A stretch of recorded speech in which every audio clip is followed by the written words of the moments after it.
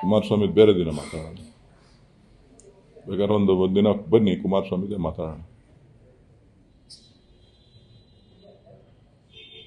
ಅಷ್ಟೊಂದು ಪ್ರೀತಿನ ಅವ್ರ ಮೇಲೆ?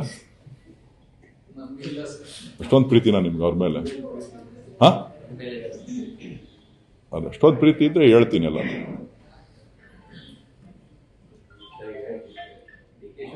ದೆಹಲಿ ಭೇಟಿ ಬಗ್ಗೆ ಹಲವು ಚರ್ಚೆ ನಡೀತಾ ಇದೆ. ಕೆಜೆ ಜಾರ್ಜ್ ಅವರಿಗೆ ಒನ್ ಟು ಒನ್ ಮಾತನಾಡ್ಲಿಕ್ಕೆ ಅವಕಾಶ ಕೊಡ್ತಾರೆ, ಪಕ್ಷದ ಅಧ್ಯಕ್ಷರಾಗಿ ರಾಹುಲ್ ಅವ್ರ ಜೊತೆ ಒನ್ ಟು ಒನ್ ಚರ್ಚೆ ಮಾಡಲಿಲ್ಲ, ಈ ತರ ಚರ್ಚೆಗಳೆಲ್ಲ ನಡೀತಾ ಇದೆ. ಇಲ್ಲ, ಕರೆಕ್ಟು. ಚರ್ಚೆಗಳಾಗಲಿ, ತೊಂದರೆ ಇಲ್ಲ. ಜಾರ್ಜ್ ಅವರು ಅತ್ಯಂತ ಹಿರಿಯ ನಾಯಕರು, ಭಾಳ ಪ್ರಭಾವಶಾಲಿ ನಾಯಕರು. ಸೊ ಹಾಗಾಗಿ ಅವರಿಗೆ ಅವಕಾಶ ಸಿಕ್ಕಿದೆ. ಅವರು ಕೇರಳದ ಜವಾಬ್ದಾರಿಯನ್ನು ಹೊತ್ತಿದ್ದಾರೆ. ಸೊ ಅವರು ಒನ್ ಟು ಒನ್ ಮಾತಾಡಿದ್ದಾರೆ.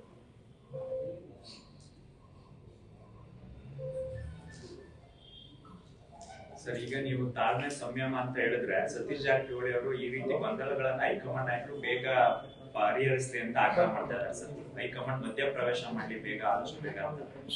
ಅವರು ಹಿರಿಯರಿದ್ದಾರೆ, ಅವರಿಗೆ ಸಾಕಷ್ಟು ವಿಚಾರಗಳು ಗೊತ್ತಿದೆ. ಸೊ ಹಾಗಾಗಿ ಅದ್ರ ಬಗ್ಗೆ ನಾನು ಮಾತನಾಡ್ಲಿಕ್ಕೆ ಹೋಗೋದಿಲ್ಲ. ಸರ್, ಖರ್ಗೆ ಅವರು ರಾಜ್ಯದವರೇ ಆಗಿದ್ದು, ಅವರಿಗೆ ಎಲ್ಲರ ಗೊತ್ತಿತ್ತು, ಅವರು ಮೌನ ವಹಿಸಿದ್ರು. ನೀವು ಅದನ್ನ AICC ಅಧ್ಯಕ್ಷರು ನಿಮಗೂ ಬಹಳ ಹತ್ರ ಇದ್ದಾರೆ, ಇಲ್ಲೇ ಹತ್ರದಲ್ಲಿದ್ದಾರೆ, ಅವ್ರನ್ನೇ ಕೇಳಿದ್ರೆ ಬಹಳ ಒಳ್ಳೇದು. ಅವ್ರು ನಮಗೆ ಬಾಯ್ ಬಿಡಲ್ಲ, ನಿಮ್ ಬಿಡ್ತಾರ? ಸರಿನಪ್ಪ, ಅವರು ನಮಗೆ ಬಾಯ್ ಬಿಡಲ್ಲ, ನಿಮ್ ಬಾಯ್ ಬಿಡ್ತಾರ? ಇದು ನಮ್ಮ ಅವರ ಮಾತುಕತೆ.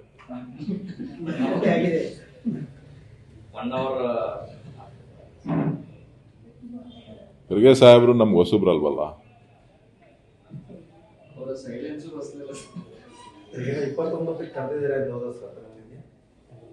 ಅಧಿವೇಶನ ಇದೆ, 29ಕ್ಕೆ ಅಧಿವೇಶನ ಇದೆ. 29ಕ್ಕೆ ಅಧಿವೇಶನ ಇದೆ, 31ರವರೆಗೂ ಅಧಿವೇಶನ ಇದೆ. ನನಗೆ ಗೊತ್ತಿಲ್ಲ.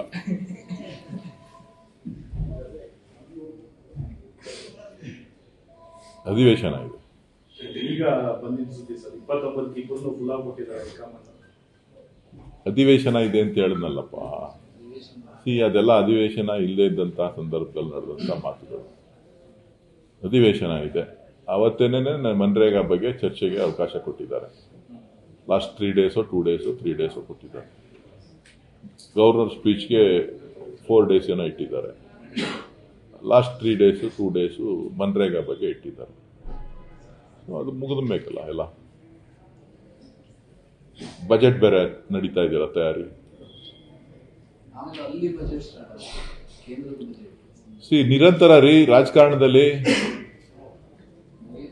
ನಿರಂತರ ರಾಜಕಾರಣದಲ್ಲಿ ರಾಜಕಾರಣಿಗಳಿಗೆ ನಿದ್ದೆ ಇಲ್ಲ, ಊಟ ಇಲ್ಲ, ನೆಮ್ಮದಿ ಇಲ್ಲ. ರಾಜಕಾರಣಿಗಳಿಗೆ ನಿದ್ರೆ ಇಲ್ಲ, ನೆಮ್ಮದಿ ಇಲ್ಲ, ಊಟ ಇಲ್ಲ. ಎಲ್ಲನೂ ಮಾಡೋರಿಗೆ ಎಲ್ಲನೂ ಸಿಗುತ್ತೆ. Thank you. ಹೇಳಿದ್ನಲ್ಲ ಅಣ್ಣ, ನಿನ್ಗೆ ಎಷ್ಟು ಕ್ಲೀನಾಗಿ ಹೇಳಿದ್ದೀನಿ.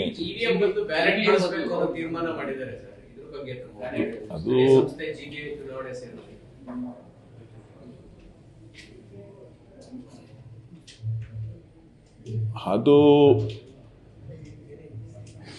ಅವಶ್ಯಕತೆ ಇಲ್ಲ ಅಂತ ಕಾಣಿಸ್ತದೆ.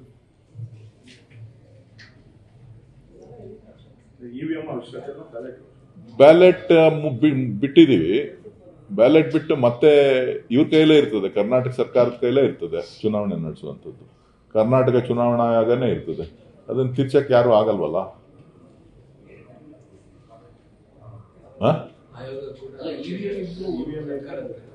EVM ಬಳಕೆ ಮಾಡೋದು ಬಿಡೋದು ಅದು ಬೇರೆ ವಿಚಾರ.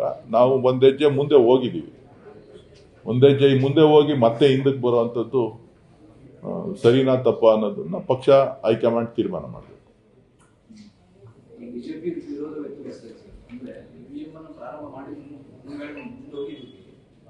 ನಾ ಹೇಳಿದ್ನಲ್ಲಪ್ಪ, ಮುಂದೆ ಹೋಗಿದ್ದೀವಿ ಅಂತ. ಇನ್ಯಾಕೆ ವಿಶ್ಲೇಷಣೆಗಳು ಹೋಗ್ಬೇಡಿ, ಅಲ್ಲಿ ಮಾಡ್ಕೊಳ್ಳಿ.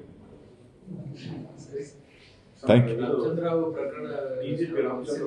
ಅದು ಮುಖ್ಯಮಂತ್ರಿಗಳನ್ನ ಗೃಹ ಮಂತ್ರಿಗಳನ್ನ ಕೇಳಬೇಕು. ಅವ್ರು ಆಲ್ರೆಡಿ ತೀರ್ಮಾನ ತಗೊಂಡಾಗಿದೆ ಅಲ್ಲ, ಅವ್ರಿಗೆ ಆತ್ಮೀಯರು, ಅವ್ರನ್ನೇ ಕೇಳಬೇಕು.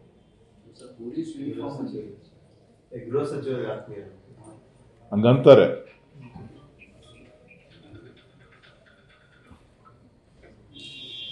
ಆತ್ಮೀಯತೆ ವಿಚಾರ ಅಲ್ಲ, ಶಿಸ್ತಿನ ವಿಚಾರ. ಯಾರಿಗೆ ಆತ್ಮೀಯರಿರಲಿ, ನನಗೂ ಆತ್ಮೀಯರು ಬೇಜಾನ್ ಜನ ಇರ್ತಾರೆ. ಆತ್ಮೀಯತೆಗಿನ್ನ ಶಿಸ್ತು ಬಹಳ ಮುಖ್ಯ. ಶಿಸ್ತು ಮತ್ತು ಪೊಲೀಸ್ ಘನತೆ, ಕರ್ನಾಟಕ ಪೊಲೀಸ್ನ ಘನತೆ ಬಹಳ ಮುಖ್ಯ. ಆ ಘನತೆಯನ್ನ ಎತ್ತಿಡಿಯುವಂತ ಕೆಲಸ ಸರ್ಕಾರ ಮಾಡ್ತದೆ ಅಂತ ಭಾವಿಸಿದ್ದೇನೆ. ಇತ್ತೀಚಿನ ದಿನಗಳ ಬೆಳವಣಿಗೆ ನೋಡಿದ್ರೆ ಘನತೆನೇ ಹಾಳು ಮಾಡುವಂತ ಬೆಳವಣಿಗೆಗಳೇ ಆಗಿದೆ. ಈಗ ಅಲ್ಲ ಹೇಳಿದ್ನಲ್ಲ, ಇಲ್ಲಿ ನೋಡಿ, ಇಲ್ಲಿ ನಮ್ಮ ಕರ್ನಾಟಕ ಪೊಲೀಸ್ಗೆ ಇತಿಹಾಸ ಇದೆ. ಕರ್ನಾಟಕ ಪೊಲೀಸ್ ಬಹಳಷ್ಟು ಶಕ್ತಿಶಾಲಿ ಆಗಿದೆ. ಸೊ ಆ ಘನತೆಗೆ ಧಕ್ಕೆ ಬರದೇ ಇರೋ ರೀತಿ ಸರ್ಕಾರದ ತೀರ್ಮಾನಗಳು ಇರುತ್ತೆ ಅಂತ ಹೇಳಿ ನಾನು ಭಾವಿಸಿದ್ದೆ.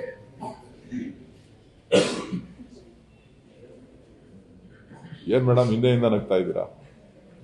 ಬಜೆಟ್ ಮುಗಿದ್ಮೇಲೆ ಏನಾದ್ರು ಬದಲಾವಣೆ ಇನ್ನ ಟೈಮ್ ಇದೆಯಲ್ಲ, ಮಾತಾಡೋಣ ಬಿಡಿ. ಕ್ಷಣ ಕ್ಷಣದ ಮಾಹಿತಿಗಾಗಿ ವೆಯ್ಟ್ ಮಾಡಿ.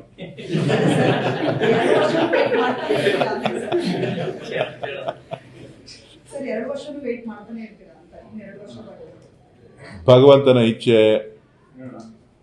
ಏನೇನ್ ತೀರ್ಮಾನ ಆಗುತ್ತೋ ಕಾದು ನೋಡೋಣ. ಎಲ್ಲದಕ್ಕೂ ಅಂತ್ಯ ಇದ್ದೇ ಇರುತ್ತಲ್ಲ.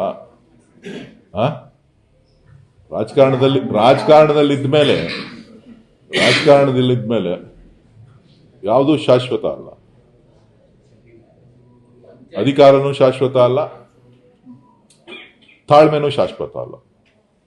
Thank you. ಅಂತ್ಯ ಆಗ್ಬೇಕಂದ್ರೆ ಯಾರಾದ್ರೂ ಆರೋಪ ಮಾಡ್ಬೇಕಲ್ಲ. ನೀವೆಲ್ಲ ಇದ್ದೀರಲ್ಲ, ನಿಮ್ಮ ನೇತೃತ್ವದಲ್ಲಿ ಎಲ್ಲವೂ ನಡೀಲಿ. ಇಕ್ಬಾಲ್ ಹುಸೇನ್ ನೇತೃತ್ವ ಇರ್ಬೋದು ಸರ್. ಅವರು ರಾಮೋತ್ಸವ ಬಿಸಿಲಿದ್ದಾರೆ, ರಾಮೋತ್ಸವ ಮಾಡಕ್ ಬಿಸಿಲಿದ್ದಾರೆ. ನನಗೆ ಗೊತ್ತಿಲ್ಲ ಅಪ್ಪ, ಅವನ್ನೇ ಕೇಳಿದೆ ಯಾರು ಹೇಳಿದ್ರು ನಿನ್ಗೆ ಅಂತ. Thank you. ಹೆಚ್ಚಿನ ವಿಡಿಯೋಗಳಿಗೆ ಪ್ರತಿಧ್ವನಿ ಯೂಟ್ಯೂಬ್ ಚಾನೆಲ್ ಸಬ್ಸ್ಕ್ರೈಬ್ ಮಾಡಿ, ಬೆಲ್ ಐಕಾನ್ ಕ್ಲಿಕ್ ಮಾಡಿ.